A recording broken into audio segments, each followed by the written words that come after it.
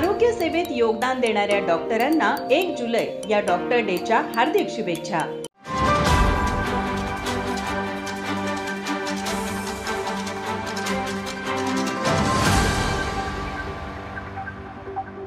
नमस्कार, मी डॉक्टर व्यंकटेश अरुण कसबन, बालरोग तज्ञ साई स्पर्श चिल्ड्रन्स हॉस्पिटल कोल्हापूर। सर्वप्रथम आपल्या सर्वांना डॉक्टर्स डेच्या हार्दिक शुभेच्छा। डॉक्टर्स डेच्या निमित्तानं बालरोग तज्ञ या नात्यानं मी तुम्हाला काही गोष्टी सांगू इच्छितो।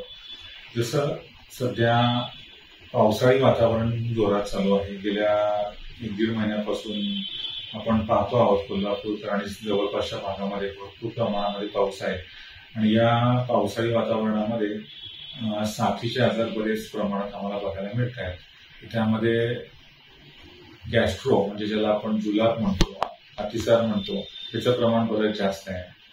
तर हे आजार कसे टाळता येतील या संदर्भात मी तुम्हाला काही गोष्टी सांगू इच्छितो। जसं की उघड्यावरचं अन्न मुलांना देऊ नका, पाणी जे पाजता मुलांना ते चांगलं उकळून दिलं पाहिजे।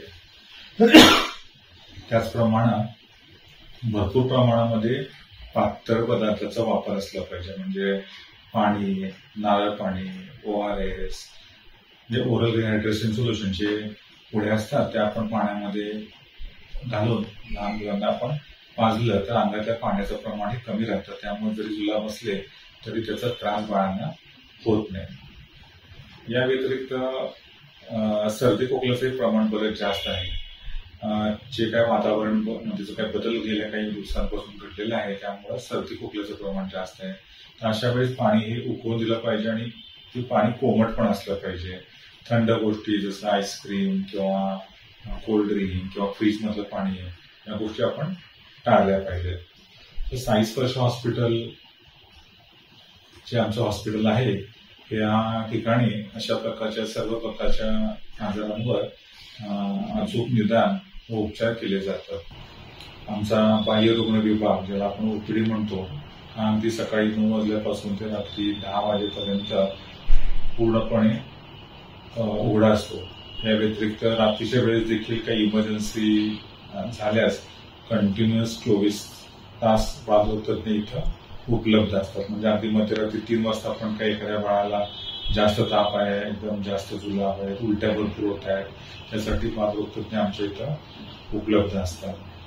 तर हॉस्पिटलचा जो आंतररुग्ण विभाग आहे त्यामध्ये जवळपास 30 ते 35 बेडचं आमचं नवजात बाल आणि अतिदक्षता विभाग आहे, ज्या ठिकाणी जन्मलेली बाळं, कमी वजनाची बाळं, कुटुंबातली बाळं किंवा जन्मजात काही हृदयाचा, मेंदूचा आजार असलेली बाळं यांच्यासाठी 24 तास सेवा ही उपलब्ध असते।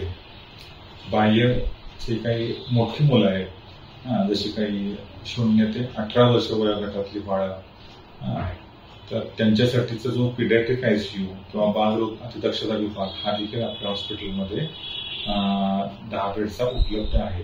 त्यामध्ये डेंग्यू, मलेरिया, कावीळ, मेंदूज्वर, अपघात काही प्रकारचे, काही डोक्यावर पडलेली मुलं असतात किंवा काही ऍक्सिडेंट झालेले मुलं असतात त्यांच्यासाठीची पण सगळ्या सुविधा आपल्या हॉस्पिटलमध्ये उपलब्ध आहेत। सर्व प्रकारचे ऑपरेशन आपल्या हॉस्पिटलमध्ये होतात, जसं की फ्रॅक्चर्स, मेंदूला मार लागलेले ऑपरेशन किंवा अपेंडिक्स, हर्निया, आतड्यामध्ये अडथळा, त्याचप्रमाणे काही प्रकारचे कॉम्प्लिकेटेड प्लास्टिक सर्जरीज लाईक भाजलेला आहे 20-30-40%, अगदी 70% भाजलेले सुद्धा पेशंट आमच्या हॉस्पिटलमध्ये आम्ही बरे केलेले आहेत।